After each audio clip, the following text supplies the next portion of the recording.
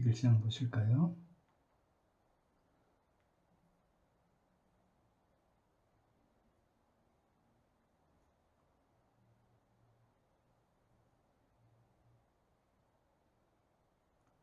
아주 독특하고 에너지가 강한 글자입니다. 이 글자는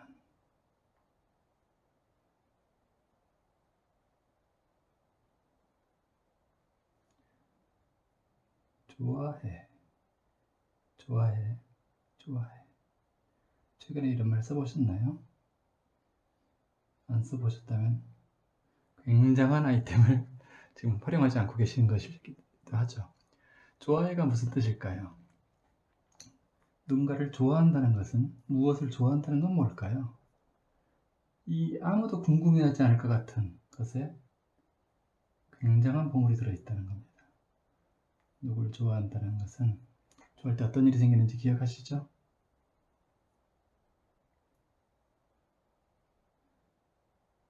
어떻게 보면 사랑한다는 말보다 더 가슴 설레는 말일 수도 있어요. 흔치 않으니까. 나 너를 좋아해. 이런 말은 흔하지 않아요. 의외로.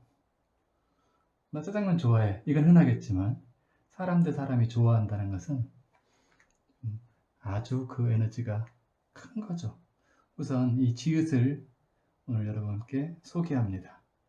한글에 나오는 지읒인데 제가 기억부터 하지 않고 지읒부터 뭐 이런 순서는 없어요. 어느 것부터 해도 상관없으니까.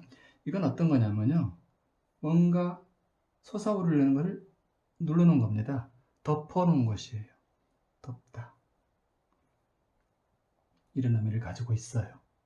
덮인. 그래서 잠이라든가 잠은 표면의식이 덮인 상태입니다. 조는 것도 마찬가지죠. 졸다. 의식이 가려졌어요. 덮여졌어요. 죽음도 마찬가지예요. 생명의 빛이 잠시 떠나간 것처럼 보이죠. 죽음.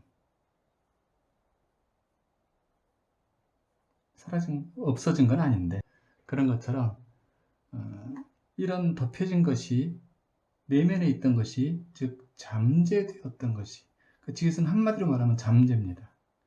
잠재되었던 어떤 무엇이 오 된 겁니다. 오는 뭘까요? 네, 상승되는 거예요. 바로 한자로는 윗상자가 바로 같은 의미로 만들어진 것입니다.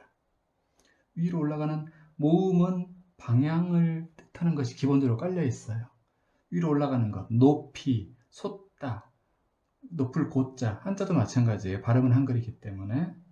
그래서 모든 오는 위로. 사람을 어떤 좋아하는 탄성, 오 그러죠. 이게 위로 올라가는 에너지인 거예요. 반대로 싫으면 우 그러죠. 오냐, 우냐에 따라서 에너지는 반대로 가는 겁니다. 자, 마지막에 있는 히읗은 뭘까요? 이게 또 아주 재밌는 자음에서 마지막 나오는 이유가 있는 신비의 자음이죠.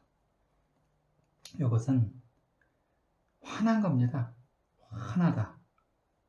우리 한국 할 때도 이것을 쓰는 것이 바로 배그민족, 화난 의식의 민족인 겁니다. 옷만이 화난 게 아니라 의식이 화난, 마음이 밝은.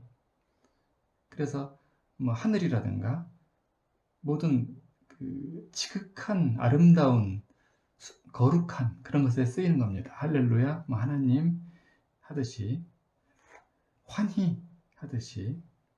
그래서 이건 어떻게 보면 빛이죠. 물질계로 표현하자면 빛이에요. 그래서 이 조음이라는 것은 종합적으로 설명해 볼게요. 잠재되었던 여러분도 마음속에 정리해 보세요. 그럴 가치가 있죠. 밝음이.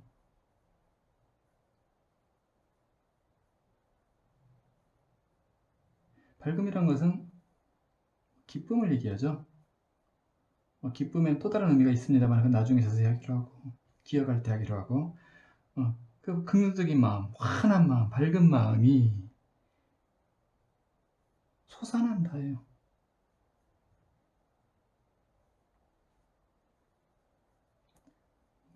글을 봤더니 내 마음속에 빛이 확 솟아나요. 아주 좋은 발전적인 확장적인 상태죠. 좋음은 자꾸 하셔야 돼요. 근데 오해하시면 안 되는 게 겉만 보고 저 여자 잘 빠졌는데 겉만 야, 저 여자 되게 이쁘다 이런 것은 좋아한다고 말하지 않아요. 외모만 보는 거 섹시한데 이런 것은 좋아한다고 하지 않습니다. 또 일시적으로 훅 그런 건 뭐라고 하죠? 반했다라고 해요. 반했다는 자기 인식의 중심이 없이 휙 쓸려 들어간 걸 말해요. 그래서 그것은 아직은 일시적이에요. 물론 반해서 깊이 들어가서 좋아함에 이를 수도 있겠죠. 이게 넘어서서 사랑함에 이를 수도 있겠죠. 근데 이것은 아직은 일시적인 것. 많은 사람들이 반하게 만들고 싶어서 얼굴을 꾸미고 옷을 꾸미고 그러죠. 그렇지만 나를 좋아하게 만들어 보세요. 내 안의 빛을 그가 보게 만들어줘 보세요. 그것이 정말 대단한 것이죠. 다시 말해서 좋음이란 저 사람을 좋아한다는 것은 내 안의 빛이 그 상대 안에 빛을 뭐 한 걸까요? 비춘 거예요. 이게 바로 좋음이죠. 한자에도 이 빛을 조자가 있죠.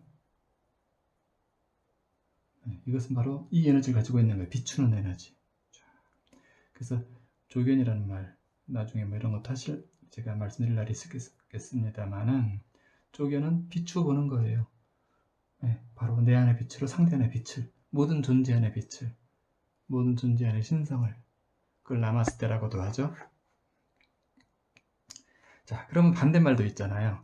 원래 어떤 의미를 깨우치려면은 문자적으로 해석을 해보는 이게 문자적인 해석입니다. 이것이 제 1번인데 또 중요한 거 하나는 반대말을 해석해 봐야 돼요. 그럼 바로 실상이 드러나요. 싫다. 그죠? 싫다는 건 뭘까? 포인트는 이거죠. 여기서 이자가 포인트였던 것처럼 여기서는 이자가 포인트인 거예요. 이건 뭔가? 이거는 실 플러스 히읗이죠. 여기 히읗, 여기 들어간 거. 이게 바로 빛이죠. 밝음이고 긍정이고 신성이고 환한 것이고 이 환한 걸 잃어버렸어요.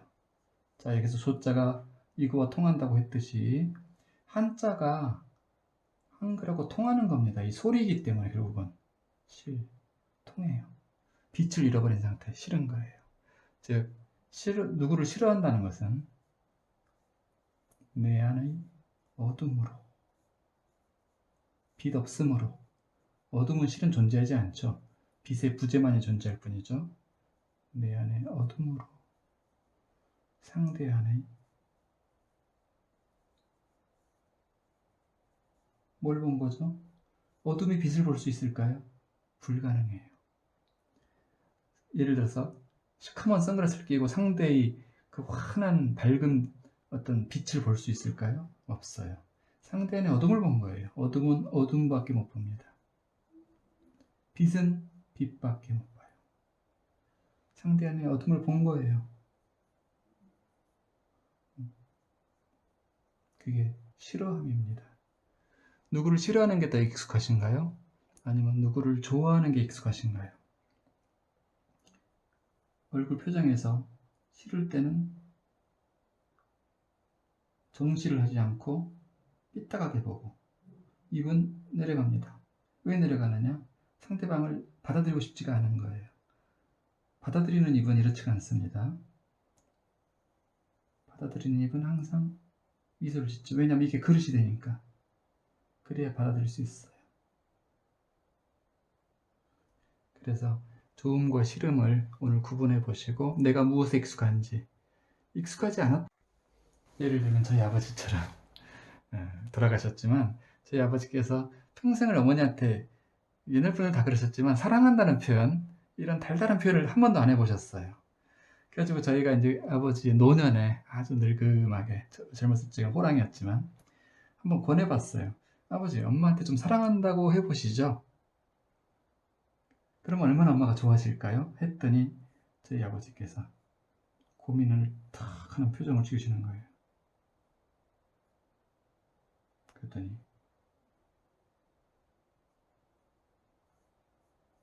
나이 든 사람 표현할 때 이거 하나만 끝장입니다. 그거는 정말 못하겠다 그러시는 거예요.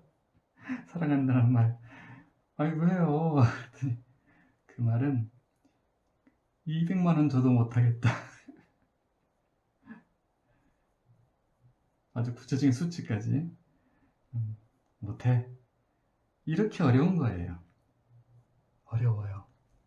안 하던 것을 한다는 것은, 습관이 안 된 것을 한다는 것은. 그래서 여러분이 남의 장점을 보는데 습관이 안 돼 있다면, 내 남편의 장점을 얼른 10가지 말하는 게 아직 안 된다면, 내 아내의, 내 딸의, 내 아들의, 내 지금 사랑하는 애인의 좋은 점 말하는 것이 얼른 잘 안 나온다면, 우리 직장 상사에게도 마찬가지고, 그럴 때 하나의 방법을 알려드릴게요. 지금 그런 게 안 된다는 것은 계속 이 부정적 심연으로 자맥질을 하는 것이거든요. 자맥질. 의식이 어둠 속으로 빛이 없는 곳을 향해서 계속 들어가는 거예요. 빛이 거북해서, 익숙치 않아서, 심지어 칭찬도 어색해요. 듣는 것을. 이럴 때는 바로 요 좋다라는 말이 있죠. 좋다. 이 말을 진언처럼 스스로 혼자 말해보세요. 남 있을 땐 쑥스러우실 테니까. 혼자 어떤 책을 보다 좋은 구절 발견했어요. 우와, 좋다. 그때 내 감정과 에너지체가 어떻게 변하는지 한번 느껴보세요. 좋다 하는 순간에 이렇게 큰 폭발적인 변화가 있구나 하는 걸 느끼실 거예요. 그러다가 나중에 친구에게, 인물 없는 사람에게 한번 같이 해보세요. 너 참 좋다. 오늘 날씨 기가 막히다. 좋다. 이게 바로 진언이에요. 진언이 꼭 뭐 옷만이 반매음이 진언이 아니죠. 그것도 진언이지만 이 좋다가 진언이에요. 우리말의 긍정어들은 전부 진언입니다. 좋다, 고맙습니다, 사랑해, 이런 등등. 오늘은 여러분 좋음을 선물해 드리겠습니다.